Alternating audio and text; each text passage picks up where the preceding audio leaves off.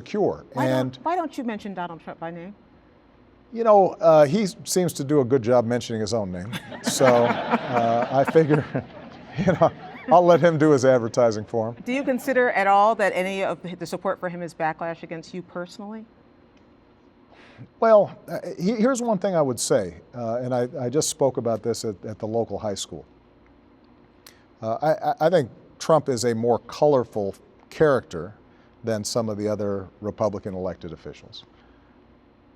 But a lot of the story that he's telling is entirely consistent with what folks have been saying about me, or the general story they've been telling about the economy for the last 7.5, the last 10, the last 20, the last 30 years.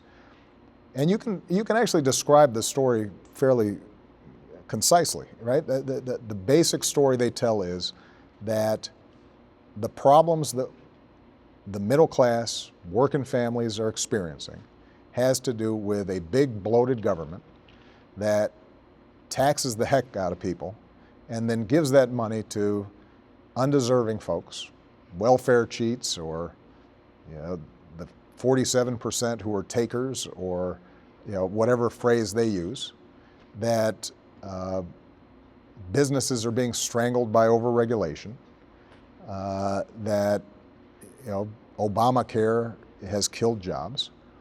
And the fact of the matter is, when you look at it, the government as a proportion of our overall economy is actually smaller now under my presidency than it was under Ronald Reagan. Let me read you something that Bill Clinton said, though. But let me finish. Right? Okay.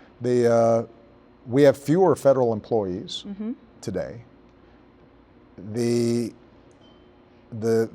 healthcare costs since I signed Obamacare have actually gone up slower than they were before I signed it.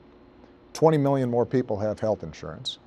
So the arguments they're making just are not borne out by the facts. But what is true is that if people are feeling insecure,